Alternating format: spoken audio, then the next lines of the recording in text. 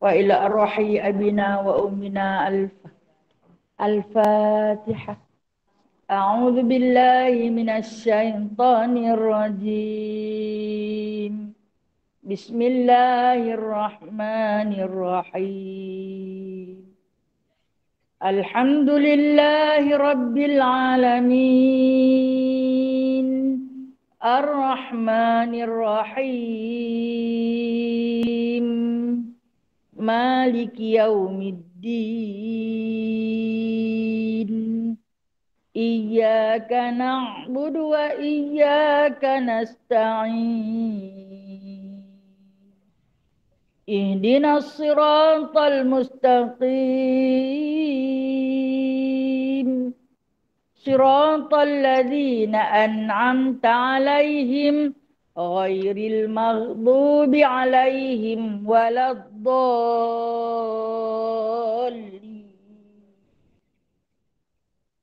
Amin. Ini surah Al-Fatih. Kita mulakan dengan surah Al-Kahf ayat 1 hingga 10. A'udzu billahi minasy syaithanir rajim. Bismillahirrahmanirrahim. Alhamdulillahilladzi anzala ala 'abdihil kitaba wa lam yaj'al lahu 'iwaja qayyiman liyunzira ba'san shadidan min ladunhu wa yubashshiral mu'minina alladzina ya'maluna as-salihat anna lahum ajran hasana makithina fihi abada wa yunzira alladzina qalu ittakhadallahu walada ma lahum bihi min ilmin wala liabaihim kaburat kalimatan takhruju min afwahihim in yaquluna illa kadhiba فلعلك باخع نفسك على آثارهم إن لم يؤمنوا بهذا الحديث أسفا إنا جعلنا ما على الأرض زينة لها لنبلوهم أيهم أحسن عملا وَإِنَّا لَجَاعِلُونَ مَا عَلَيْهَا صَعِيدًا جُرُزًا أَمْ حَسِبْتَ أَنَّ أَصْحَابَ الْكَهْفِ وَالرَّقِيمِ كَانُوا مِنْ آيَاتِنَا عَجَبًا إِذْ أَوَى الْفِتْيَةُ إِلَى الْكَهْفِ وَقَالُوا رَبَّنَا آتِنَا مِنْ لَدُنكَ رَحْمَةً وَهَيِّئْ لَنَا مِنْ أَمْرِنَا رَشَدًا صدق الله العظيم. Selawat Fatih. Allahumma salli wa sallim ala Sayyidina Muhammad al-Fatihi lima ughliqa wal khatim. Allahumma salli wa sallim ala Sayyidina Muhammad al-Fatihi lima ughliqa wal khatim lima sabaqa nasiril haqqi bil haqqi wal hadi lima sabaqa nasiril haqqi bil haqqi wal hadi ila siratikal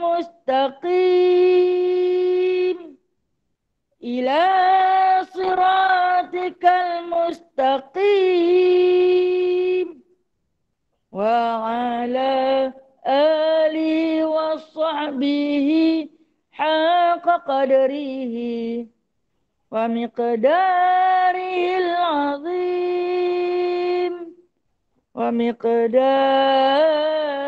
العظيم.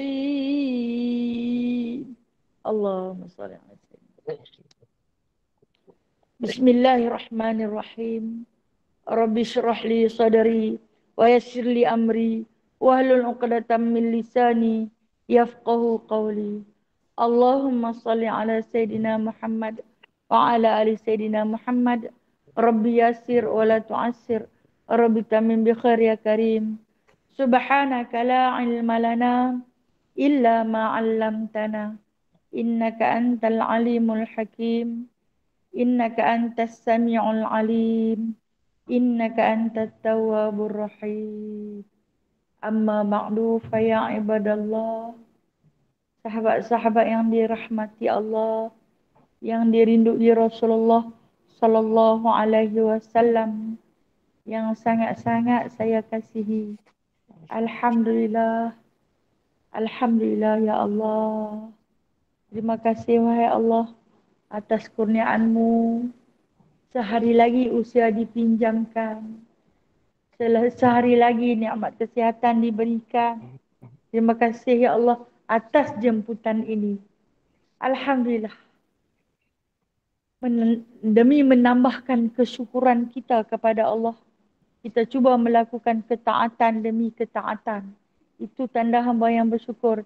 Dia nak buat benda yang taat, yang Allah redha, yang Allah ilhamkan untuk dia buat. Itu tanda hamba yang bersyukur. Kalau kata benda tak baik, kalau boleh nak hindar, nak jauh, jauh lagi. Tak mau kita terlibat walaupun sedikit, cuba menghindari diri. Itu tanda hamba yang bertakwa. Hamba yang bersyukur ni nak buat baik banyak-banyak.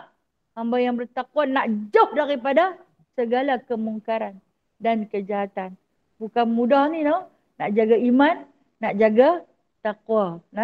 Sebab itulah Allah Subhanahu wa taala pernah berfirman kepada para malaikatnya, lihatlah wahai para malaikat, anak cucu Adam yang aku ciptakan mereka berbekalkan akal dan nafsu dapat menjadi ahli syurga kerana melawan hawa nafsu.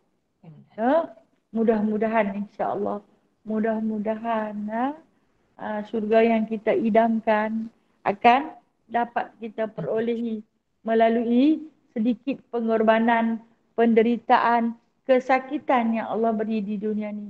InsyaAllah, insyaAllah. Alhamdulillah. Baik, kita sambung pengajian kitab Syama'il Muhammadiyah. Hari ni, pagi ni kita akan baca hadis yang ke-397.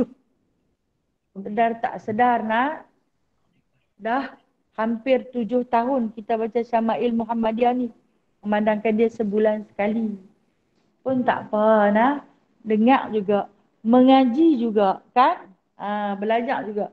Sekurang-kurangnya, jika orang sebut, baca dah kitab Syama'il. Baca, baca adalah penyaksian di akhirat nanti. Bahawa hadis-hadis tentang Rasulullah ni, semuanya kita baca, insya-Allah. Walaupun kita bukanlah hebat seperti Imam Nawawi. Kita tidaklah sehebat Imam Bukhari dan Imam Muslim. Kita tidaklah sehebat seperti Abdullah bin Mas'ud. Kita tidaklah sehebat seperti Abdullah bin Abbas. Kita bukanlah sehebat seperti Abu Hurairah. Tapi kita adalah kita yang baru duk belajar. Baru duk belajar. Baca pun tergagap-gagap. Tersangkut-sangkut. Okey. Kitab saya muka surat 135. Satu lagi kitab yang color purple tu. Muka surat berapa? Lekat yang tebal tu. Berapa? Kat Norma. Dia lepas hadis yang panjang itu kita baca. Berapa? 206. Okey. Hak yang kitab yang purple tu muka surat 206. 210? 210. 210. 210. Okey, baik. Terima kasih. Okey, tak apa. Inilah orang kata gunanya bersahabat. Kita salah, ada yang menegur. Kalau kita tak berkawan, sesat kita sesat melarat. No? Bila kita berkawan, kita salah, ada yang tegur. Ada yang membetulkan. No? Bukan membetulkan dengan cara meremehkan kita, menghina kita. Tapi dengan cara penuh hikmah dan kasih sayang. Terima kasih atas anugerah silaturahim ni. Alhamdulillah. Baik, kita baca dulu lah. Hadis yang ke-397. A'udzubillahi minasyaitonirrajim. Bismillahirrahmanirrahim. Haddatsana Nasr bin Ali qala haddatsana Abdullah bin Zubair syaikhun bahiliyu qadimun basriyu qala haddatsana Thabitul Bunani an Anas bin Malik qala lamma wajada Rasulullah sallallahu alaihi wasallam min kurabil maut ma wajada qalat Fatimah wa karbahu faqala an-nabiy sallallahu alaihi wasallam la karba ala abiki ba'da al-yawm innahu qad hadara min abiki ma laysa bitarikin minhu ahadan al-mufatu yawm al-qiyamah. Anas ibnu Malik radhiyallahu anhu menyatakan ketika mana Rasulullah sallallahu alaihi wasallam menghadapi kesakitan mati, apa yang dihadapinya? Fatimah radhiyallahu anhu berkata, alangkah siksanya. Maka Nabi sallallahu alaihi wasallam pun bersabda, ayahmu tidak akan merasai kesakitan lagi selepas ini.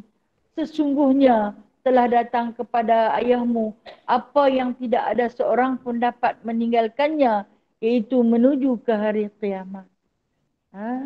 Ini satu hadis yang ditinggalkan ataupun yang telah pun dirawikan, yang dibawa cerita kepada kita oleh Anas bin Malik. Ketika mana baginda Nabi SAW menghadapi sakaratul maut. Diberitakan oleh Anas bin Malik, dia ambil berita ini daripada Thabit bin Bunai, kemudian Thabit bin Bunai ambil kepada Qadim bin Basri, Qadim bin Basri ambil kepada Abdullah bin Zubair, Abdullah bin Zubair ambil pula kepada Nasr. Nasr bin Ali, begitulah seterusnya sampailah dekat kita. Sampailah dekat kita untuk kita sama-sama menghayati yang dimaksudkan oleh Sayyidatina Fatimah ketika menghadapi sama-sama kematian dengan ayahnya. Dia menghadap ayah dia. Kata Fatimah, amat susah. Teramat payah, dia kata. Sakit kematian itu teramat payah. Sehingga kan kata Fatimah radhiyallahu anha, ataupun gelaran yang lebih indah, Rasulullah panggil dekat dia Zahra. Zahra. Itu bunga mawar. Dia digelar Fatimah Az-Zahra. Punya sayang sampai panggil bunga dekat dia. Bunga mawar. Kata apa? Apa yang dikatakan oleh Fatimah ni? Dia kata alangkah siksanya. Dia tengok ayah dia tu. Siksa sungguh. Nak habis umur. Lepas sapu. Lepas sapu apa? Dia sapu ayah.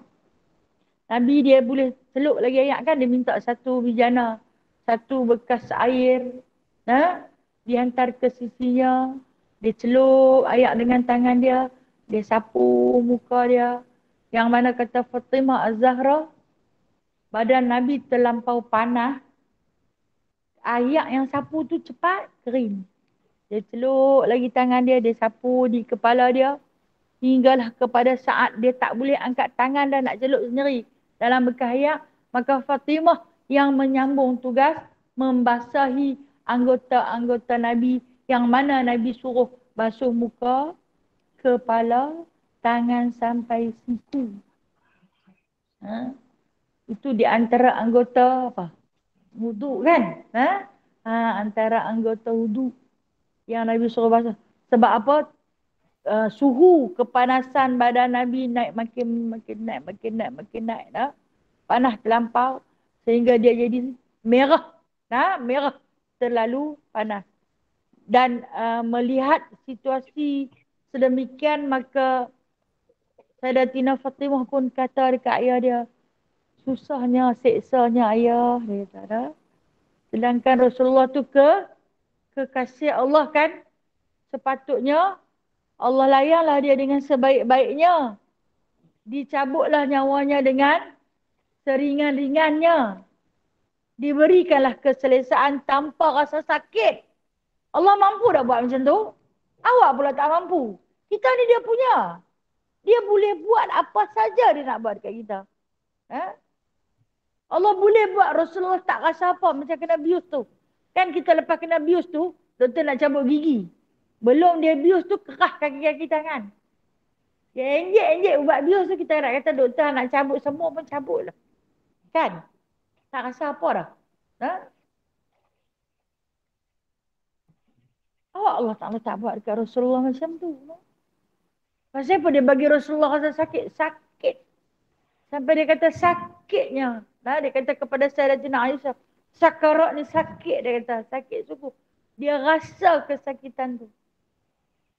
Maka ulama menafsirkan apabila dipersoalkan oleh puak-puak Yahudi, Muhammad kata dia kekasih Allah. Kalau kekasih sama kekasih, kenapa saling menyakiti? Patutnya berilah keringanan, berilah keselesaan dan kelembutan. Tapi kenapa menyakiti?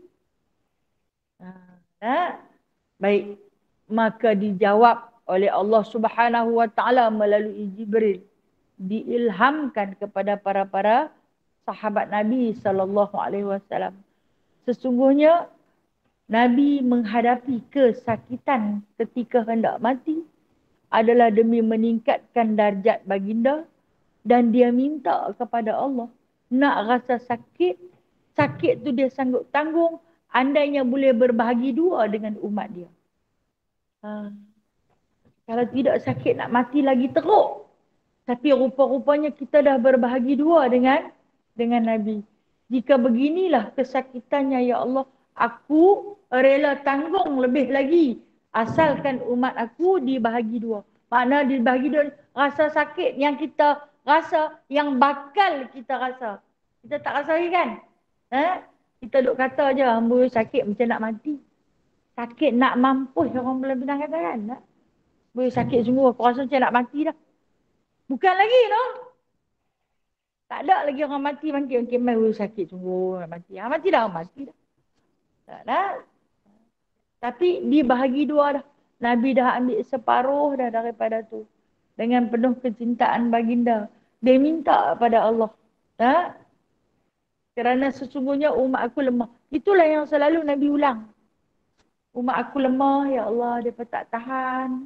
Bagi setengah daripada sakit. Sayang sungguh-sungguh dah. Sayang sungguh. Kalau kita gambarkan kasih sayang yang teragung di dunia ni, kasih ibu lah. Kan?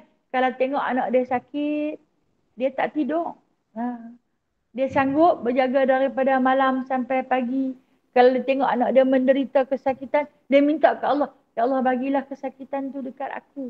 Dia minta, seorang ibu minta. Sebab apa? Sebab itu anak dia. Lahir daripada rahim dia. Darah daging dia. Dia nampak anak tu depan mata. Nabi nampak tak kita? Nabi tak pernah nampak. Kita bukan lahir daripada zuriat baginda. Cuma kita datang lewat selepas baginda. Kita mengaku menjadi umat baginda. Maka awal-awal lagi, Nabi tak jumpa lagi kita. Nabi dah minta kesakitan itu dibahagi dua. Baginda sedia menanggung kesakitan kematian ni. Maka dengan sebab itu, Sayyidatina Fatimah tengok dia kata, teruknya ayah, siksanya wahai ayah, dia kata. Apa jawab? Jawab Nabi SAW. La karba, dia kata. La karba. La karba ala abiki ba'dal yaum, dia kata. Kata Nabi SAW, lepas ni hang tak nampak payah dah. Lepas ni hang tak nampak kesiksaan dah. Lepas hari ni, hang tak akan nampak apa jenis kesiksaan yang akan mengenai ayah hang dah. Sebab apa? Ini adalah siksaan yang terakhir. Yang mana kata baginda SAW, innahu qad ahdara min abiki malaysa bitarikin minhu ahada. Sesungguhnya bapamu telah dikunjungi Nah, telah dikunjungi oleh sesuatu yang tidak meninggalkan seorang pun, melainkan dikunjunginya. Ayah hang ni sebenarnya telah pun dikunjungi oleh seorang tetamu yang ni malaikat maut yang akan menjemput nyawanya keluar. Dan siapa pun kata Nabi SAW di kalangan manusia tidak boleh hindar daripada kunjungan ni. Melainkan kena menerima. Tak kira lah tang mana kita duduk pun. Tengah duduk gelak ke, tengah duduk makan ke, tengah tidur ke, tengah berjalan boleh jatuh, tengah berlari boleh rebah. Sebab apa? Apabila kita dah dikunjungi. Yang mana kata Nabi SAW, seorang pun tidak akan terlepas daripada kunjungan maut. Kita tak tahu no, tang mana kita punya ajal, di mana kita kalau boleh ni minta pada Allah nah, husnul khatimah. Selalu kita minta. Allah makhtim alaina ya Allah bi husnul khatimah wala takhtim alaina ya Allah bi su'il khatimah. Allah makhtim alaina ya Allah.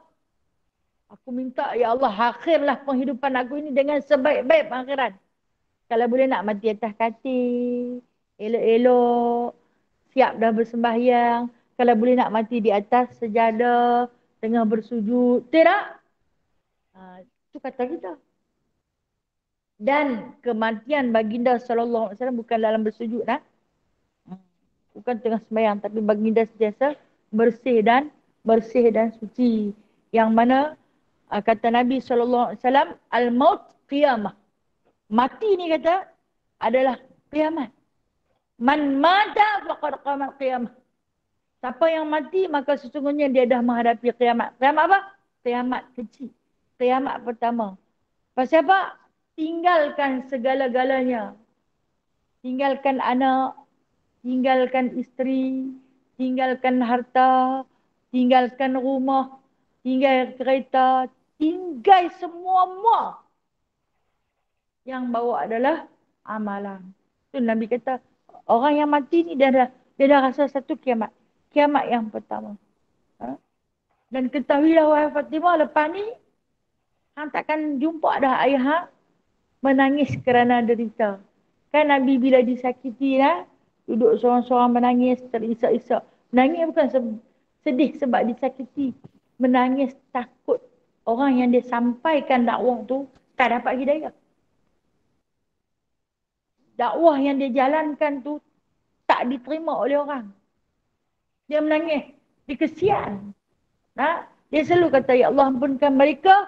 Sesungguhnya mereka tidak tahu. Sebab tu bila dia nak keluar daripada Taif, kan dia duduk di Taif 10 hari, dia duduk di Taif nah.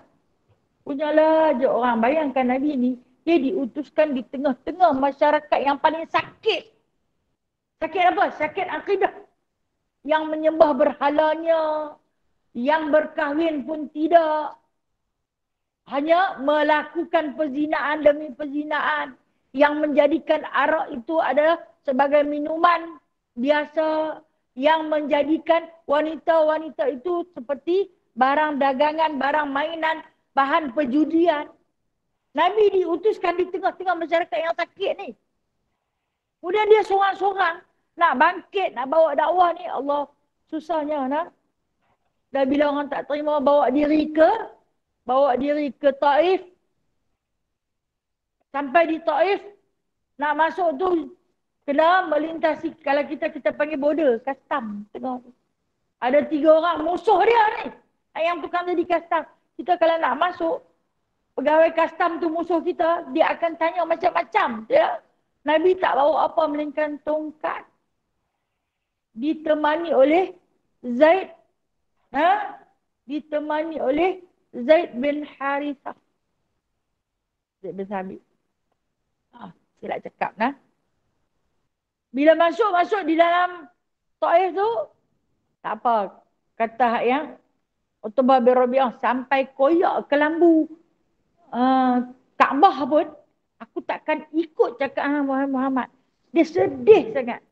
Dia sedih sebab apa? Dia takut Utbah bin Rabi'ah tu nanti kena siksa dengan Allah. Sebab Tolak apa yang dia bawa. Ha? Depa upah pula, depa upah. Kan Nabi jalan kaki nak masuk ke Taif. Taif kan kita tahu dia dataran tinggi lah. Berbukit. Ha? Kayu sangat kalau dalam perjalanan Taif tu nah. Nampaklah. Kesan-kesan yang Nabi pernah berjalan di situ. Jalan kaki bayangkan. 130 kilometer lebih kurang jarak daripada Mekah. Nabi berjalan kaki. Bawa hati yang luka, yang penuh dengan kesedihan. Selepas wafatnya Sayyidatina Khadijah. Matinya Abu Talib. Bayangkan, orang semua tak mahu terima dia. Orang pulau dia, orang kata dia gila. Bawa dia pergi Taif. Berdua dengan anak angkat dia. Nah, masuk ke Taif. Orang upah pula budak-budak baling dia dengan batu. Dia dibaling dengan batu sampai luka parah. Menyebabkan kasut dia ni penuh darah. Kasut Nabi tu penuh darah. Ya? 10 hari. Bukan duduk sehari. Kita tengok kalau orang tabligh yang main duduk huni di surau-surau kan. Mereka akan pergi dari rumah ke rumah kan. Ada yang orang benci, orang tak mahu tengok, orang lari kan. Nabi kena teruk. Nabi kena baling dengan batu dah. Sampai luka parah. Patah gigi baginda. Luka tulang betis baginda sallallahu alaihi wasallam. Nah, dihadang oleh Zaid. Zaid kena lagi teruk sampai jatuh pingsan. Nabi terpaksa keluar. Hari yang ke-10 Nabi keluar. Ha? Nabi keluar, Nabi duduk, Nabi menangis. Sambil rawat luka. Kata Zaid, Nabi letak di Masjid Qub. Nah, hari ni. Kalau siapa pergi Taif ada Masjid Qub. Nah, dia letak siku dia di atas satu batu. Dengan kepala dia yang berjurai dengan darah, yang merambu darah pula. Dia menangis.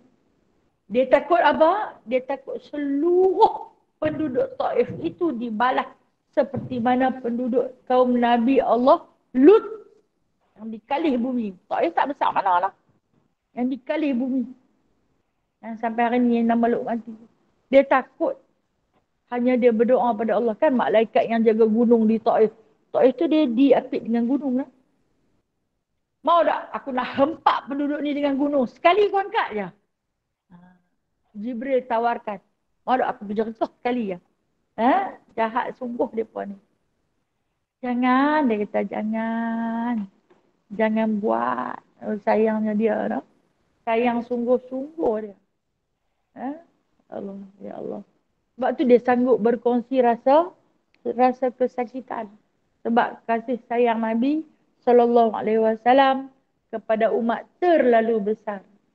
Dia kata, sesungguhnya aku berdoa pada Allah agar daripada sulbi penduduk Taif itu akan lahirnya umat Islam. Daripada doa Nabi sallallahu alaihi wasallam akhirnya Islam ni 100% di bumi Taif. 100%, masya-Allah. Bumi dia Allah Taala bagi sejuk walaupun musim panas, tapi Taif masih rasa sejuk. Dia dataran tinggi lah. Kalau kita pergi Cameron Island tu. Allah Ta'ala bagi kesuburan buah kayu dia, no? Alhamdulillah ya Allah. Berkat doa Nabi SAW. Sebab apa? Kerana kecintaan baginda kepada umat. Siapa umat dia mengakulah dengan penuh rasa bangga. Akulah umat Muhammad sallallahu alaihi wasallam. Mengakulah jangan malu mengaku. Nah, umat siapa? Akulah umat Muhammad sallallahu alaihi wasallam. Walau tak pernah berjumpa, insya-Allah, boleh menatap dari jauh. Saya selalu kata, boleh tengok dari jauh pun jadilah. Jangan sampai tak kenal di pada masa nanti. Kami belajar syama'il ya Rasulullah. Kami menghayati syama'il wahai Allah. Saksikanlah ya Allah sesungguhnya Engkau Maha Penyaksi.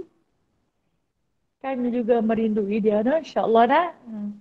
Okey, hadis seterusnya. Hadis 404.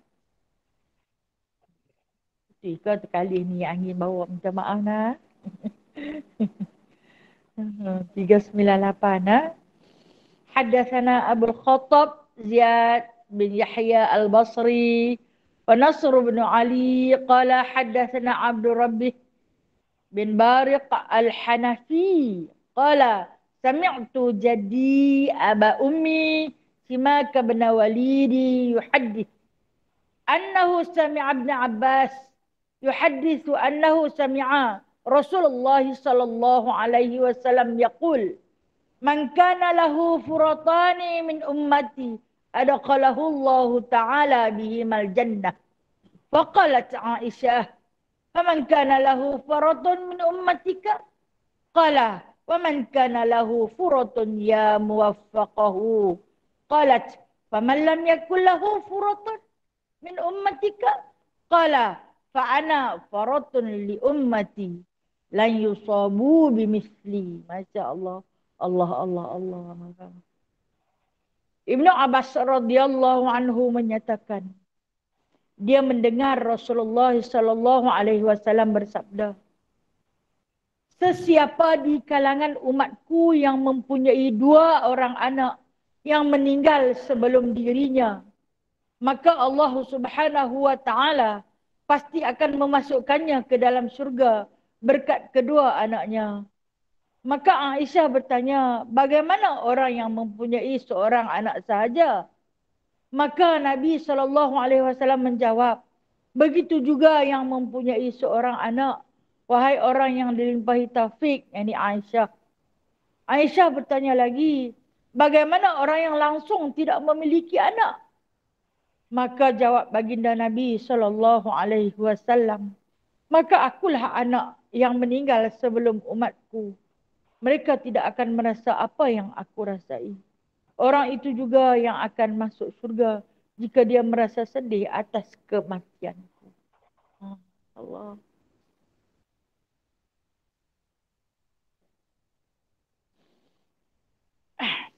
Ibnu Abbas meriwayatkan tentang kata-kata baginda sallallahu alaihi wasallam. Barang siapa di kalangan umatku yang kematian 2 orang anak, mak tak mati lagi, anak mati dulu. Kalau orang tua dulu kata yang mati kecil, dia boleh bagi syafaat kepada kedua ibu bapa dia sebab dia mati tanpa ada dosa. Ada sebahagian ulama kata dia mati dah besar, tapi dia mati dulu daripada mak dia. Namun kematian dia itu syahid. Dia dapat menarik ibu dan ayah dia ke syurga. Kalau yang mati 2 orang. Ini ada khilaf ulama. Ada yang kata yang mati kecil, yang belum dikira dosa pahala. Kita kata tak mukallaf. Kalau lelaki yang umurnya belum sampai 15 tahun. Kalau perempuan yang belum ada haidnya. Okey, setengah ulama mengatakan dah dewasa tapi anak mati dulu sebelum ibu dia. Dan kematiannya itu adalah mati syahid. Fisabilillah. Wallahu alam. Kalau kita tengok daripada hadis yang kita baca tadi ni, Nabi tak habaq umur berapa. Tidak? Nabi kata mati anak dia. Siapa yang mati 2 orang kata Nabi, maka akan mendapat syafaat daripada si anak tu menarik ibu dia untuk ke syurga. Aisyah tanya, kalau yang mati seorang, macam mana pula? Kan kalau tak ada anak, yang ada anak tapi mati seorang je. Kalau 2 orang dah boleh ke syurga, kalau hanya ada seorang, maka begitu juga kata Nabi SAW. Yang ada seorang anak pun macam tu juga. Anak tu dapat tarik ibu dia ke syurga. Sebab apa ni? Allah nak bagi syafaat yang besar ni. Dengan sebab kita redha. Dengan sebab kita redha segala ujian Allah. Sebab Allah Ta'ala tahu betapa kasihnya seorang ibu pada anaknya. Kan? Macam yang saya sebut tadi, mak ni kalau boleh dia nak ganti anak tu. Bagilah sakit anak tu dekat dia sanggup tanggung. Kalau mati pun tak apa, mak dah hidup lama. Kalaulah nyawa boleh ditukarkan dengan anak, tak apa, mak dah hidup lama, mak dah rasa dah semua. tukar bagi dekat dia. Dia nak tukar nyawa dia pun dia sanggup.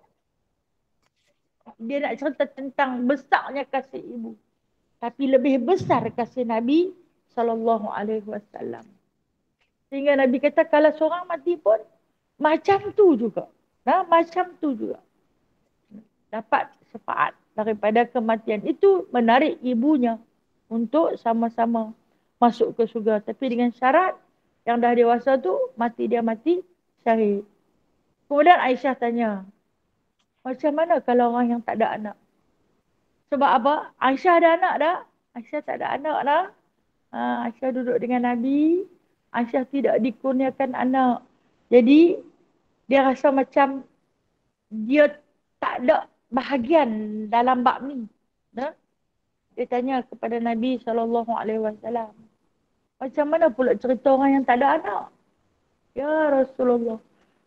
Tu Rasulullah jawab, nah. Wahai orang yang dilimpahi taufik. Rasulullah panggil dekat dia. Orang yang menerima taufik, petunjuk daripada Allah yang banyak. Saya dah tina Aisyah lah. Wahai orang yang dilimpahi taufik. Kalau kata orang yang tak ada anak, yang dia tak ada tiket atau jaminan untuk jemput dia ke syurga nanti, macam mana? Akulah anaknya. Nabi jawab terus, ana faratun li ummati. Akulah anaknya. Kenapa dia kata? Orang itu masuk syurga dengan sebab dia rasa sedih dengan kematianku. Masya Allah. Kita menangis dengan kematian baginda SAW. Kita menangis dengan kerinduan kepada baginda SAW. Bukan tangisan sia-sia nak. Bukan tangisan sia-sia. Melainkan tangisan yang mengundang syafaat. Kata Nabi, aku jadi anak dia. Jangan risau kalau kita tak ada anak. Jangan risau andai Allah Ta'ala tak anugerahkan kepada kita anak. Ada sebab, ada kira-kira. Allah yang maha tahu, Allah tahu. Kenapa aku tak bagi? Allah tahu. Dan Allah tahu kenapa dia bagi banyak. Ada orang anak banyak. Betul-betul.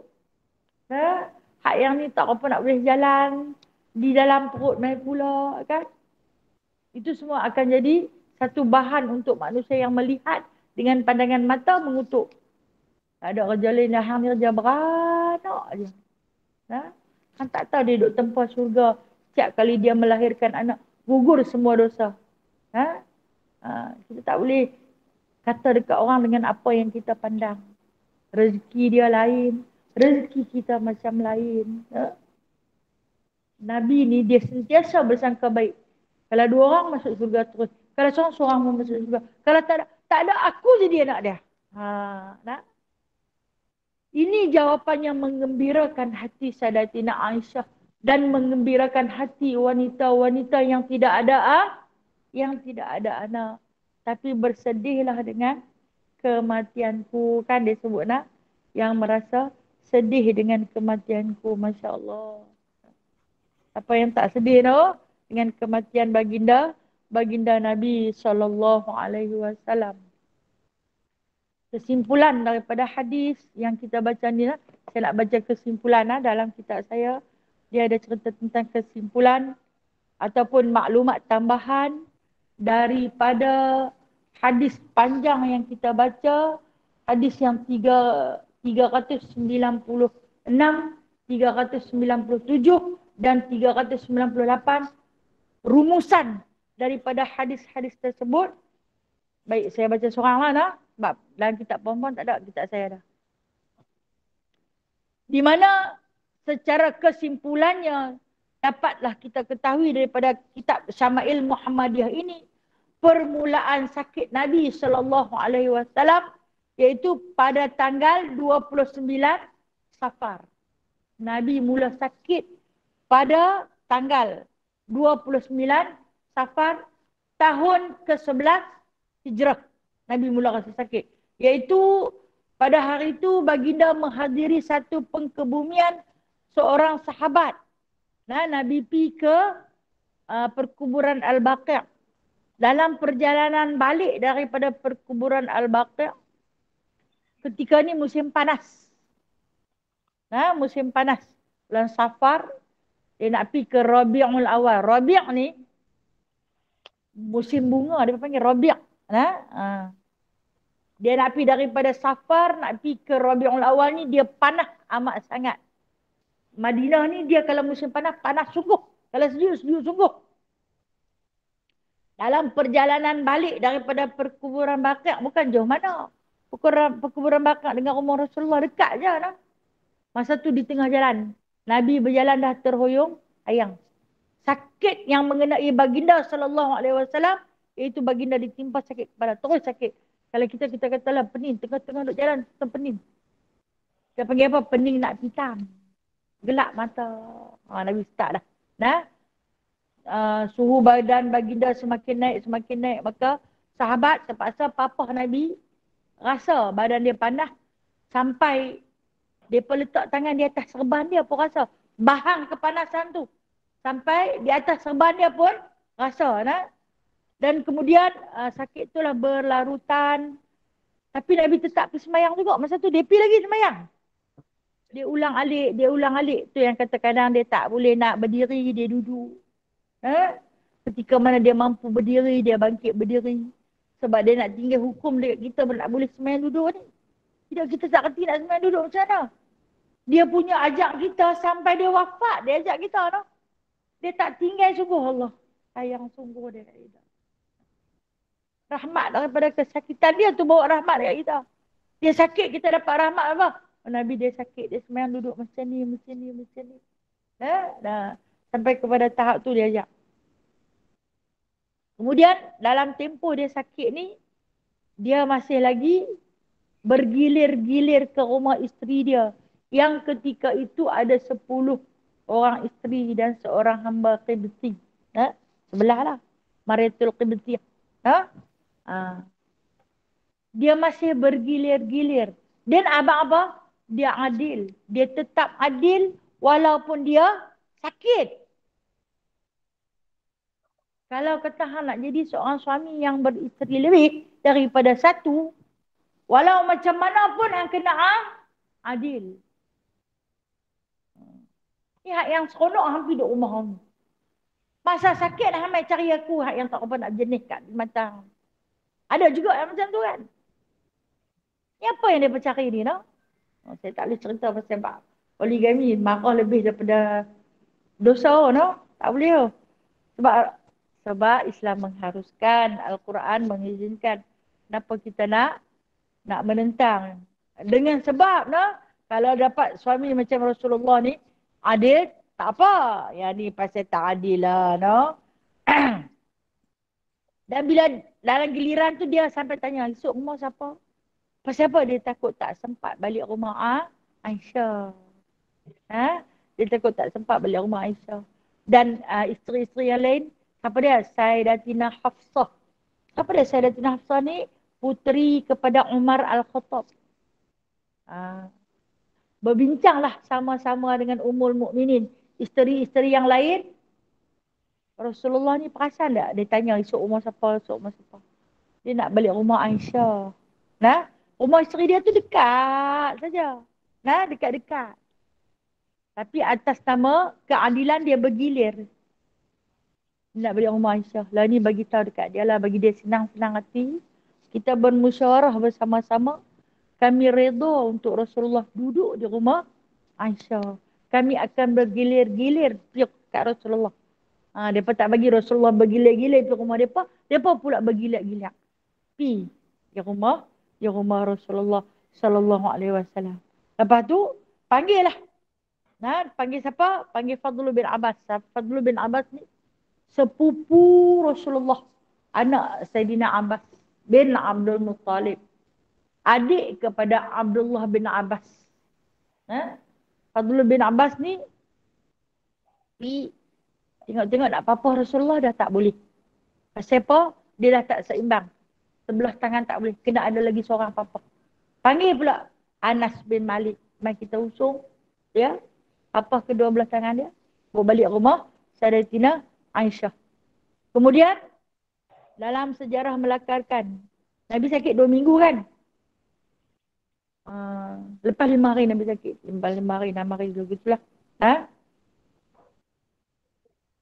Kesakitan baginda semakin kuat. Tapi dia ikat kepala dia dengan serban.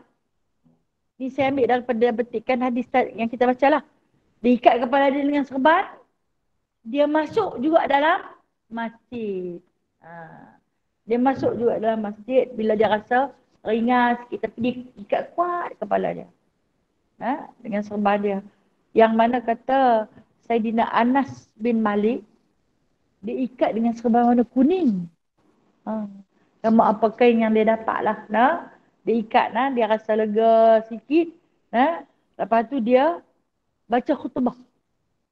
Ini adalah khutbah yang terakhir dia di dalam Masjid Nabawi, di atas mimbar baginda, yang mana dia naik daripada waktu zuhur, habis main zuhur, dia baca khutbah sampai waktu asar. Panjang khutbah dia.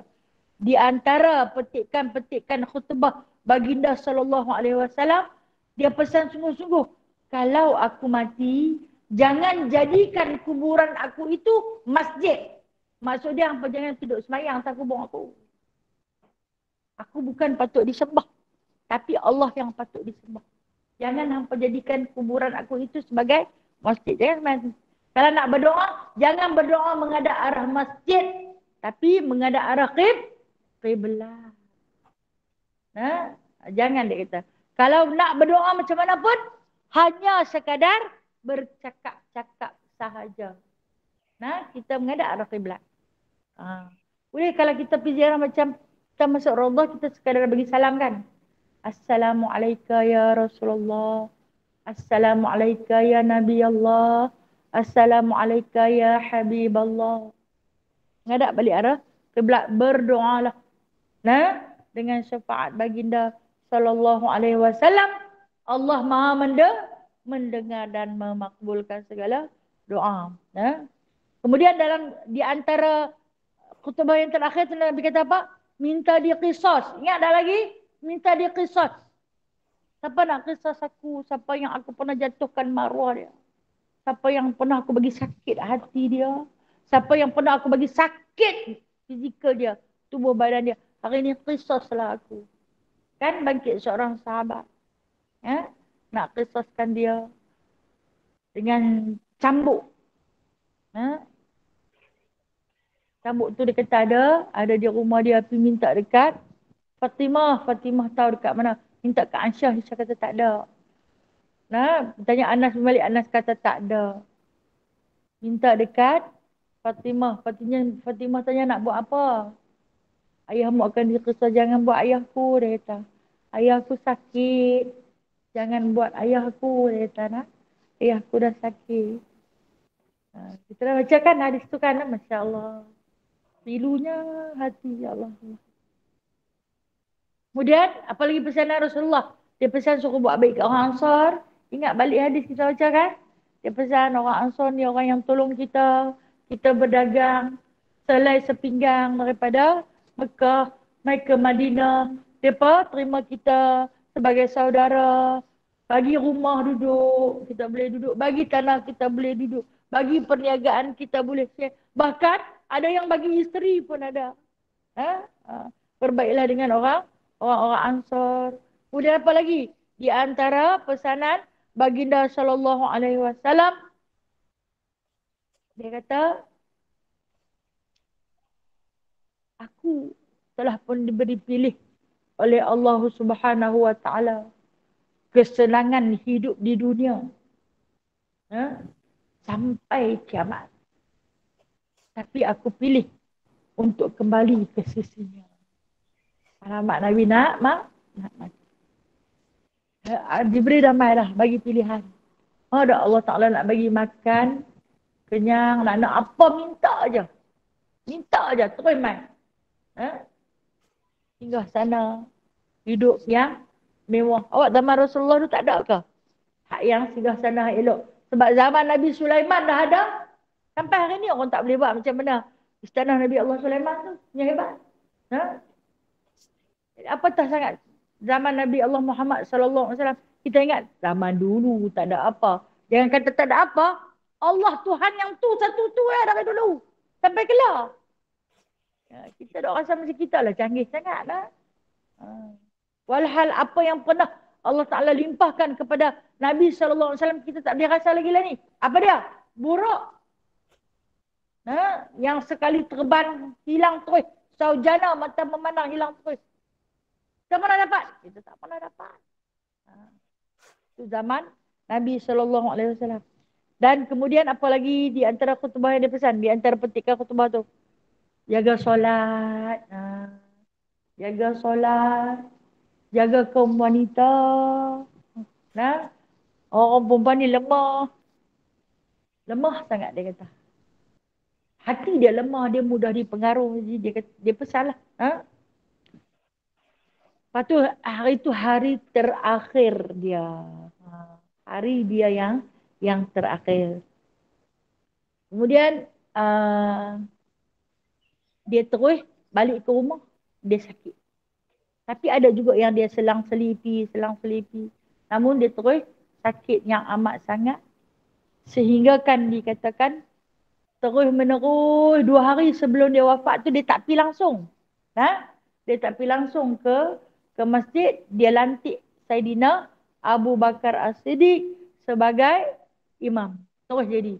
Dan telah pun disepakati oleh ulama-ulama muhaddisin. Ulama muhaddisin ni adalah ulama hadis nak bahawasanya Saidina Abu Bakar As-Siddiq menjadi imam semasa Nabi hayat, Nabi hidup lagi, 17 waktu. 17 waktu. 3 hari sebelum Nabi wafat. 5, 10, 15. Kemudian 2 lagi, iaitu yang terakhir, subuh. Nabi wafat waktu duha nak, baginda sallallahu alaihi wasallam dijemput oleh Allah Subhanahu wa taala. Yang mana pagi yang last tu, kita baca hadis yang diriwayatkan oleh Sayyidina Anas bin Malik. Nabi buka pintu bilik, pintu rumah dia.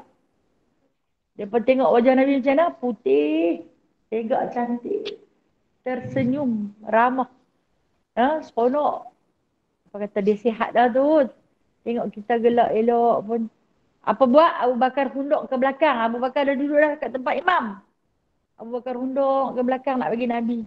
Nabi buat isyarat tangan. Suruh Abu Bakar meneruskan solat sebagai imam untuk solat fardu subuh. Dan itulah pandangan dan senyuman baginda yang terakhir sebelum tirai ditutup. Habis dia tutup tirai tu, dia pun bersolat dalam keadaan duduk. Lepas tu rebah. Rebah Nabi di sisi Sayyidatina Aisyah radhiyallahu anha. Apabila disebut dalam hadis dah, dia Aisyah pangku dia, Aisyah letak dia, kepala dia di dada Aisyah. Aisyah kata panasnya badan. Sampai merah muka-muka. Dia kata ke Aisyah, Aisyah lagi merah. Kan Aisyah dia gelar sebagai Humairah. Cantik sampai merah pipi tu nak. Cantik sungguh Aisyah ni. Waktu ni Aisyah berusia 21 tahun. Kalau kita kata tengah muda remaja, elok lah no. Muda elok. Yang kemudian dia kata kepada Aisyah, apa yang ada hibahkan. Pedang dia ke, baju besi dia ke, bagi. Hibahkan. Kemudian dia kata kepada Aisyah, kita ada duit tak lagi? Aisyah kata ada 7 dirham. 7 dirham ni tak banyak mana lah. Kalau kita nak imbalkan dengan mata wang kita hari ni, 7 ringgit. Dalam simpanan Nabi SAW, Khalifah Agung akhir zaman, hari dia nak mati ada 7 ringgit. Dia kata kepada Aisyah radhiyallahu anha, ambil 7 dirham tu, dia kata. Bukan dinar lah, dirham. Ambil 7 dirham tu bagi perhabis. Kita Aisyah ada hamba tak? Kata Aisyah radhiyallahu anha, ada seorang yang dihadiahkan daripada Yaman. Bebaskan. Lepas dia. Hamba pun dia punya lepas lah tapi tak mau pergi mana no. Duduk dengan dia bahagia. Tak mau pergi mana, nak duduk juga dengan dia. Lepas tu bila dah saat kematian dia dah hampir sangat-sangat. Kata Sayyidatina Aisyah berombak-ombak, dada dia naik turun. Naik turun. Mata dia pandang kepada Abdul Rahman bin Abu Bakar. Adik kepada Sayyidatina Aisyah yang sedang bersugi. Dia pandang tengok. Abdul Rahman sedang bersugi. Aisyah kata nak sugi ke? Dia nak sugi. Tu yang kata dia ajak kita sampai dekat dia nak mati, dia ajak kita. Abdul Rahman muliakan Rasulullah ambil sugi baru. Kayu baru. Bagi dekat dia. Aisyah kunyah dengan gigi dia. Yang Aisyah berbangga sampai akhir umur Aisyah. Sebab air liur dia bercampur dengan air liur Rasulullah. Dia kunyah-kunyah dia bagi kepada Rasulullah. Rasulullah kata memudahkan roh keluar daripada jasad. Apabila orang yang istiqamah beramal dengan amalan bersugi. Mati mudah mengucap. Kita belajarlah. Rasulullah punya diri. Seorang murabbi. Dialah murabbiku. Yang mendidik kita. No? Kalau kita tak mau ikut, malah kita tak mau dekat cakap tu guru. Dan selepas daripada itu selesai saja Nabi sallallahu alaihi wasallam bersugi, diangkat jari dia. Diangkat syahadah dalam keadaan yang kata lemah sangat tu, jari telunjuk dia terangkat. Dia baca sambil mulut dia terkumat kami. Lepas tu Aisyah ni letak telinga di tepi mulut dia nak dengar dia kata apa. Dia duk kata apa? Kata Nabi ma'allazina an'amta alaihim minan nabiyyin was-siddiqin was-syuhada was-salihin. Allahumma ghafirli warhamni wa'alhiqni birrafiqil a'la. Allahumma rafiqil a'la. Dia ulang berkali-kali. Ma'allazina an'amta alaihim minan nabiyyin was-siddiqin was-syuhada was-salihin. Allahumma ghafirli warhamni wa'alhiqni birrafiqil a'la. Allahumma rafiqil a'la. Dia ulang 3 kali. Aisyah amati. Pasal apa dia kata? Maksud dia nak Allah Ta'ala letakkan dia bersama umat-umat dia. Sekaliannya bersama-sama dengan orang yang mendapat an'amta alaihim. Mendapat nikmat. Di kalangan para anbiya minan nabiyyin. Was-siddiqin, orang-orang yang benar. Was-syuhada, orang-orang yang mati syahid. Was-salihin, orang-orang yang soleh. Dan dia kata, Allah itu adalah sahabat yang tertinggi. Ampunilah dosaku, dia kata. Allah maghfirli warhamni, kasihanilah aku. Sesungguhnya Allah itu adalah sahabatku yang tertinggi. Allah marafiqil a'la. Allah adalah sahabat yang tertinggi. Sambil dia pandang kepada Fatimah. Tanda dia dah nak kembali ke sisi Allah. Keadaan kata Fatimah Zahra. Jari telunjuk ayah dia naik tinggi. Macam kita doakan. Syahadah di dalam solat. Waktu kita baca tasyahud kan. Terangkat jari itu. Maka ketika itu. Sayyidatina Fatimah menangis semahu-mahunya. Dia rangkul. Bahu Sayyidatina Fatimah menghampir kepada dia. Dibisikkan di telinga Fatimah. Kata Aisyah, aku melihat saat itu Fatimah menangis. Sehingga basah tudung dia. Kemudian kali kedua dia tersenyum. Tak sempat nak tanya. Maka itulah detik terakhir perginya kekasih Allah. Kekasih para sahabat. Kekasih seluruh umat. Sebaik-baik kewafatan adalah kewafatan Baginda sallallahu alaihi wasallam. Baginda wafat pada tanggal 12 Rabiul Awal, hari Isnin.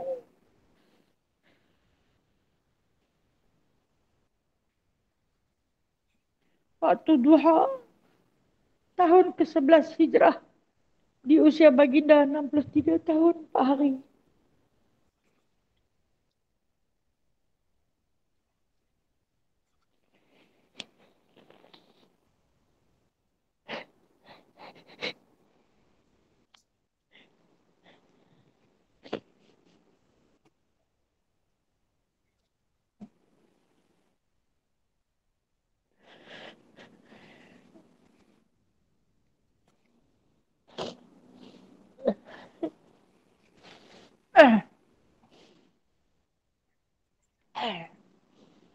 Jasad baginda telah pun diuruskan oleh beberapa orang sahabat. Nah, kemudian hari Isnin tak dapat disempurnakan jenazah baginda.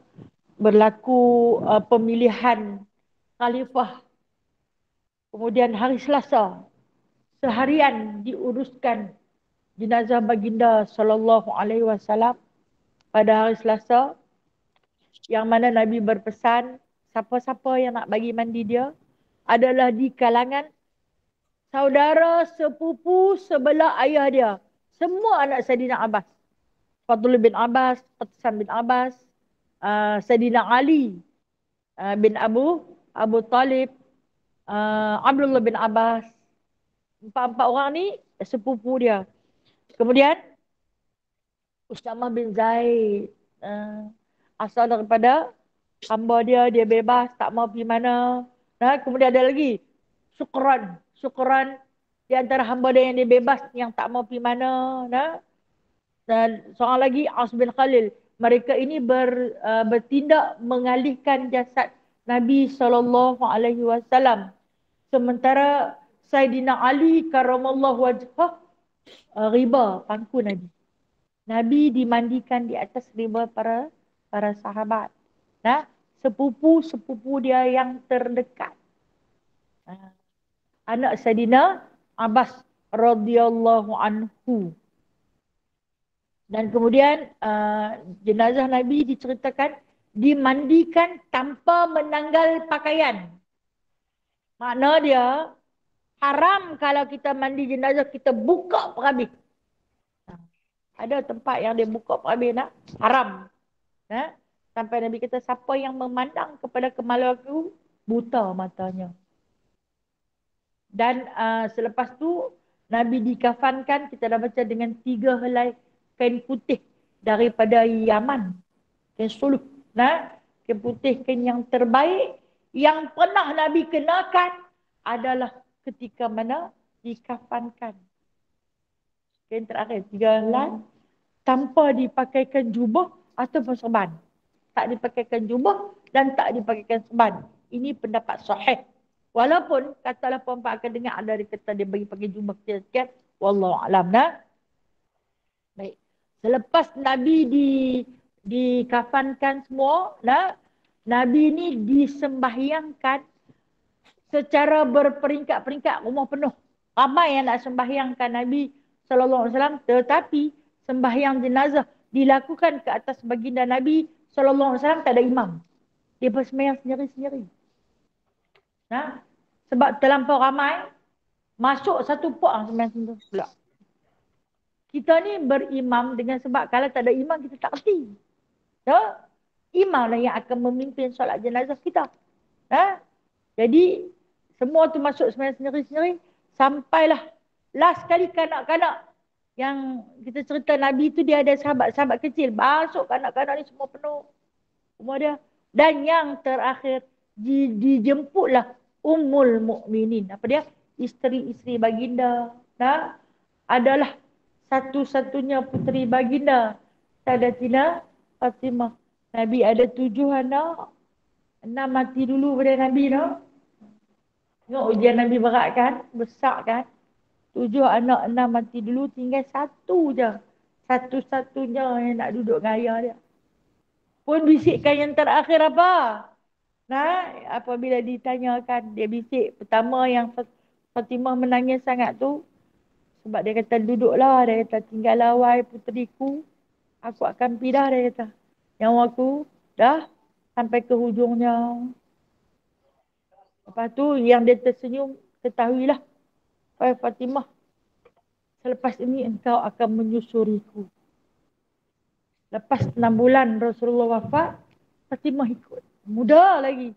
Anak kecil-kecil lagi. Allah. Hebatnya Rasulullah dan keluarga dia ni. Kemudian hari Selasa malam Rabu, baru dia dikebumikan. Dikatakan dia selok tikar. Kita panggil tikar lah, no? Pak lapik di mana Nabi mati tu, dia selok tikar tu. Dia korek liang dia. Nah, lalu di kuburnya digali oleh Abu Talha. Saya suka cerita pasal dia, Talha bin Abi Talha, seorang dermawan yang memberikan seluruh ladang kurma dia yang ada di sisi dekat dengan Masjid Nabawi. Dan ni Masjid Nabawi tu sebahagian tu adalah ladang Talha bin Abi Talha. Tukang korek liang dengan anak dia. Siapa dia anak tiri dia? Siapa anak tiri? Talha bin Abi Talha. Ingat tak? Lupa. Anas bin Malik. Kan dia kahwin dengan ibu Anas bin Malik, Ummi Sulaim. Tak apa, lupa, tak apa. Kita tak kenal mereka. Tapi kita cuba berdampingan dengan mereka. Sebab mereka dapat berdampingan dengan Rasulullah. Nah? Jadi digali. Yang mana kata Aisyah radhiyallahu anha, aku tak dapat tengok dah. Masuk semayang tu keluar aku tak dapat tengok dah. Sampailah kami kaum wanita yang ada di sebelah sana tirai tu mendengar bunyi batu-batu yang terkena dengan cangkui. Orang duk korek liang. Dengar orang duk korek liang. Kan tu bilik Aisyah. Dia dah balik sana lah. Dengan isteri-isteri dan perempuan-perempuan Madinah yang lain. Dia kata, aku tak jumpa dah Nabi. Yang terakhir tu yang kata Nabi mati atas pangkuan dia. Lepas tu diuruskan, memang dia tak bercampur. Nah, dia tak bercampur. Maka ketika itu dia kata, kami hanya mendengar bunyi penyodok-penyodok yang berlaga dengan batu-batu. Lantas kemudian selesai, dengarlah tanah diratakan. Dan selepas daripada itu, barulah ayah dia, Saidina Abu Bakar, beritahu kepada Aisyah, dah selesai, kami kaum lelaki nak keluar daripada Makkah. Kemudian masuklah isteri-isteri itu baru boleh masuk. Inilah sejarah ataupun hadis yang kita boleh ambil pakai. Perempuan tak boleh ikut ke tanah perkuburan apabila mayat dibawa. Tunggu saat orang habis balik. Kalau nak pergi pun, pergilah. Tapi kalau dalam edah, jangan pergi. Aisyah tak apalah, tu rumah dia. Nah? Sebab tu, ambil tamsil, kiasan. Yang orang tanya, macam mana kalau suami dia meninggal, orang bawa pergi ke surau ataupun ke masjid. Dia kena ikut lah. Nah? Sebab suami dia lagi masih ada datang situ. Dia ikut. Habis orang bawa pergi ke kubur, dia tak boleh ikut. Tidak. Nah? Masih lagi dia. Dia patah balik lah. Macam tu lah juga adalah ni yang nak pergi juga. Nah, nak pergi juga. Kalau benda tu haram, tak usahlah nak buat dah. Kata cinta kat Rasulullah, kata sayang kat Rasulullah. Dia ni ajak kita sampai dia mati. Sampai dia lepas mati, dia ajaklah kita. Sampai kelar ni dah. Sampai hari ni. Sampaikan saat ini. Dan sampai kiamat. Selagi hadis dibacakan, selagi itulah tarbiyah baginda tak pernah putus. Alhamdulillah. Dan kita dipilih untuk mempelajari Syama'il Muhammadiyah. Satu kitab yang paling istimewa. Rugi kalau kita tak belajar. InsyaAllah bulan depan, kalau panjang umur, kita akan sambung bab yang ke-55 di antara bab yang terakhir ni. Mengenai harta peninggalan Nabi SAW. Alahai, apalah yang Nabi tinggal, no? Nabi kan tak ada apa-apa. Tak apa kita tengok, insyaAllah. Kita akan tengok apa yang Nabi tinggalkan. Wallahu'alam bishawab. Alhamdulillah. Maaf hari ni terlewat sikit ambil masa nak. Saya ambil masa 10 minit lebih nak. Halal nak. Alhamdulillah. Terima kasih. Okey, ada sedikit pengumuman berkenaan dengan siapa yang nak wakaf kapit. Tabung kayu ke? Dua-dua tu kayu. Yang rumah tu. Yang tinggi. Tabung mereka cantik-cantik. Okey, siapa yang nak wakaf? Yang nak wakaf kapet surau. Mungkin dia nak salin lain. Jadi bolehlah bubuh dalam tabung tu. Okey, satu lagi apa dah? Curtain. Oh, ada 2 biji. Tu dia letak rantai ke? Kau tak dukung dia buat balik. Okey, nak ada 2 biji lah. Di sini boleh, di sana boleh. Untuk sesiapa yang nak berwakaf kapet. InsyaAllah nak. Apa yang kita wakaf, yang itulah yang kita nak bawa balik. Apa yang kita belanja, makan jadi take. Jangan marah no.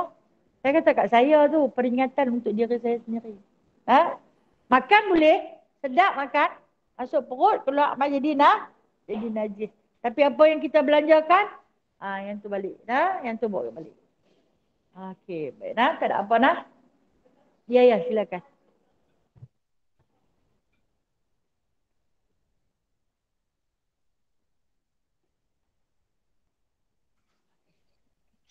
Okey. Isteri boleh ikut.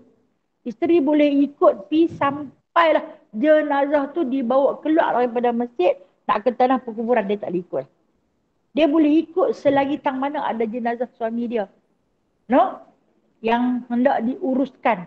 Habis selesai di situ, maka terhenti dekat tu. Tapi kalaulah tanah perkuburan tepi masjid yang dia bawa pergi, dia boleh nak berdiri tengok di tingkap tu. Boleh.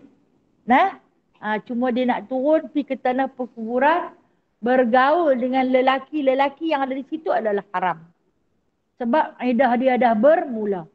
Dah bermula pada saat kematian tersebut. Yang dia tak bagi yang orang perempuan pergi ke tanah perkuburan waktu orang bawa mayat ni, dengan sebab ada ke orang perempuan yang bawa mayat? Ada tak orang perempuan yang usul mayat? Ada kan? Kalaulah semua orang perempuan yang bekerja, boleh kita pergi. Tapi pasal ada lelaki, dibimbangi berlaku fitnah bila bercampur dengan lelaki. Islam tu dia batas pergaulan. Jadi boleh seorang isteri ikut suami tang mana orang bawa jenazah tu, dia ikut pergi. Sampai selesai disempurnakan, orang pergi tanam dia tak boleh lah. Okay, itu je. Ya.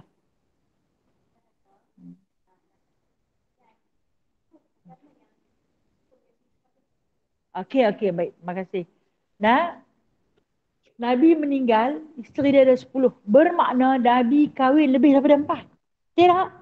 Sedangkan dalam hukum hanya boleh 4 saja. Mana Aceh? Oleh dia suruh 4, dia sampai 10. Baik. Nabi berkahwin atas perintah Allah. Allah suruh dia kahwin. Perempuan ni, dia dalam keadaan susah. Kalau ditinggalkan, dia tua, dia yang tak larat kerja, yang tak boleh nak cari makan, ambil. Hak ni ada anak tu, dia anak tiri dia pun ramai dah. Ambil. Yang ni yang kena kahwin, dia anak seorang raja dia antara seorang. Ambil yang ni. Hak yang ni, mak pak dia dah mati. Saya dah tina Juwairiyah, kan? Ambil. Ni Allah Ta'ala perintah. Suruh dia ambil. Tapi di dalam Al-Quran, Allah Ta'ala dah bagi tahu. Takat 4 sahaja. 4 pun kita tak mau tu. 2 pun kita tak mau. Tidak. Tambah kalau dia bagi 10, pakai dah. Okey.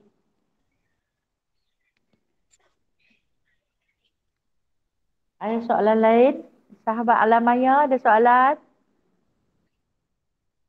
Okey, tak ada apa no? Tak ada apa. Alhamdulillah. Alhamdulillah ya Allah. Yang baik itu Allah punya. Yang lemah yang kurang itu adalah diri saya sendiri. Saya minta maaf atas segala-galanya. A'udzubillahi minasyaitanirrajim. Bismillahirrahmanirrahim. Alhamdulillahirabbil alamin hamdan katsira, hamdan yuwafi ni'amahu wa yukafi'u mazidah. Ya Rabbana lakal hamdu kama yanbaghi li jalali wajhikal karim wa 'azimi sultanik.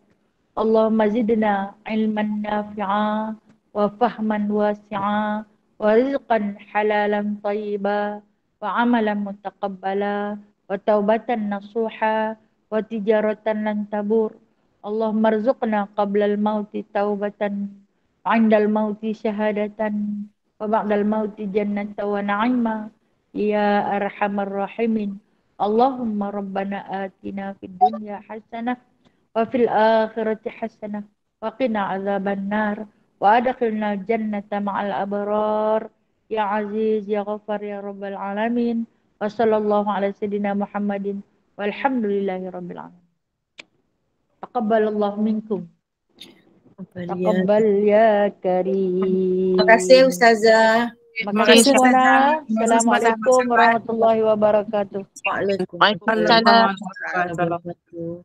Terima kasih semua sahabat-sahabat Ana, Mona, Ilah apa semua ya. Terima kasih. Assalamualaikum. Waalaikumsalam. Waalaikumsalam. Terima kasih semua. Sama-sama kasih. Jumpa lagi besok ya, insya-Allah. InsyaAllah. Okey. Assalamualaikum. Assalamualaikum.